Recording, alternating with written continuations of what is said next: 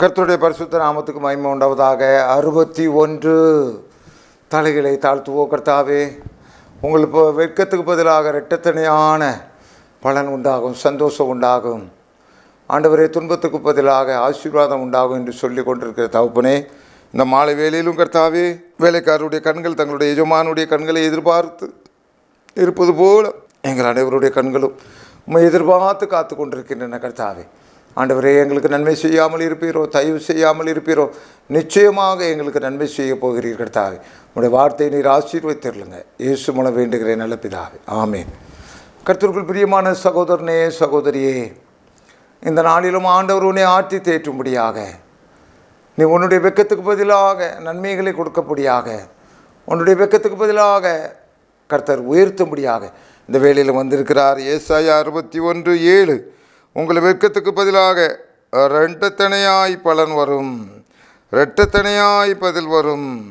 இலச்சைக்கு பதிலாக தங்கள் பாகத்தில் சந்தோஷப்படுவார்கள், அது நிமித்தம் தங்கள் தேசத்தில் இரட்டிப்பான சுதந்திரம் அடைவார்கள், நித்திய மகிழ்ச்சி அவர்களுக்கு உண்டாகும்.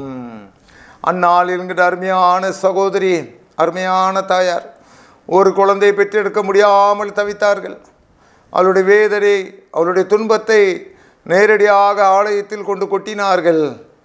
அவர்கள் சொல்லுகிறார்கள், 1 சாமுவேல் 2ஆம் அதிகாரத்தில் சொல்லுகிறார்கள், மலடியானவள் 7 பிள்ளைகளை பெற்றாள் என்று அவர்கள் தங்களுடைய வார்த்தைகளினாலே சொல்லுகிறார்கள். அருமையானவர்களே, என்னுமாக வேதத்திலே பார்க்கின்ற பொழுது 12 வருஷம் ஒரு பெரும்பாடு உள்ள ஒரு சகோதரி தங்களுடைய லூக்கா 8ஆம் அதிகாரம் 43 45 சொல்லப்பட்டிருக்கிறது. ஆட்சிகளிலே எல்லாவற்றையும் செலவழித்து விட்டார்கள்.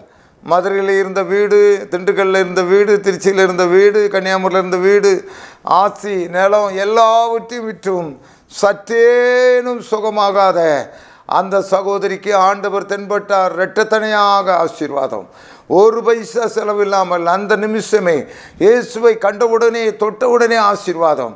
அதே மாதிரி ஆண்டவர் இங்கே சொல்லுகிறார், உன்னுடைய வெட்கத்துக்கு பதிலாக எந்த இடத்துல நீ வெட்கத்தை அடைந்தாயோ, எந்த இடத்துல நீ வீட்டை விற்றாயோ, அந்த இடத்துல ஒரு வீடு வாங்கத்தக்கதாக 13 வருடங்களுக்கு முன்பதாக ஒரு இடத்தை நீ விற்றாய். ஆண்டவர் சொல்லுகிறார், அதை விட அதிகமாக நீ இருக்கிற ஏரியாவிலே உன்னுடைய வெட்கத்துக்கு பதிலாக நான் நன்மைகளை கட்டளையிட போகிறேன். என்னுடைய கண் உன்னை கண்டுவிட்டது, உன்னுடைய புலம்பலை பார்த்து விட்டது. ஐயோ, குழந்தை பாக்கியம் இல்லாமல் அவசரப்பட்டு கொண்டிருக்கிறாயோ, நிச்சயமாக இப்பொழுதே உன்னுடைய வயிற்று பகுதியிலே நீ உன்னுடைய கைகளை வை. ஆண்டவர் சொல்லுகிறார், 10 வருடமோ 20 வருடமோ பிரச்சனை இல்லை, இரட்டத்தனையான ஆசீர்வாதம், இரட்ட குழந்தைகளை தேவன் உனக்கு கொடுப்பார்.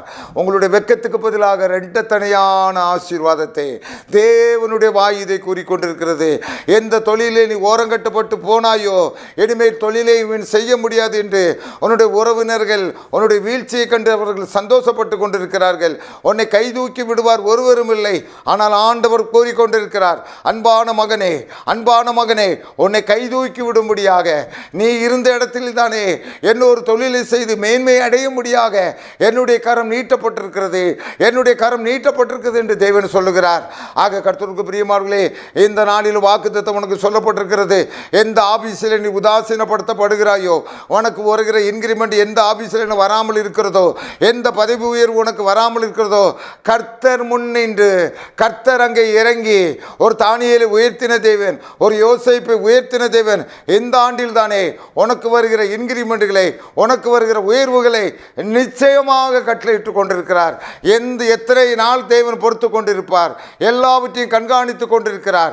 நீ கர்த்தருடைய கண்கள் நீதிமான்கள் மேலே நோக்கமாக இருக்கிறது, உன் குடும்பத்தை சுற்றி நோக்கமாக இருக்கிறது, உன் தொழில்களை சுற்றி நோக்கமாக இருக்கிறது.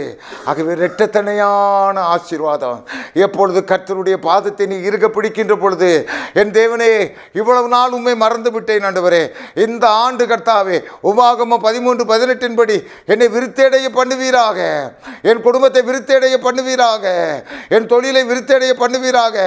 தேவரீர் என் தஞ்சமாக இருக்கிறீர், என் கோட்டையாக இருக்கிறீர், என் அடைக்கலமாக இருக்கிறீர். கர்த்தரை இருக பிடித்துக் கொள்வாயா? இதுவரை கண்டிராத நன்மை, இதுவரை கண்டிராத ஆசீர்வாதம், இதுவரை கண்டிராத புது பலன்களை கர்த்தர் உனக்கு தருகிறார். வாலிபர்கள் இடறி விழுவார்கள், கர்த்தருக்கு பயப்படுகிறவர்களோ புது பலன் அடைவார்கள். கர்த்தர் உன்னை புது பலன் அடைய வைக்கிறார். உன் புத்தியிலே ஒரு சமாதானத்தை கொடுக்க போகிறார். உன் புத்தியிலே ஒரு யோசனையை கொடுக்க போகிறார். நீ கழுகுக்கு ஒப்பதாக உன்னை பலனடைந்து எல்லாவற்றையும் சமதரித்துக் கொள்வாய், எல்லாவற்றையும் சம்பாதித்துக் கொள்வார். உன் தேவனாகிய இருக்கிற கர்த்தராகிய இயேசு கிறிஸ்து உன்னை பலப்படுத்தி உனக்கு சகாயம் பண்ண போகிறார்.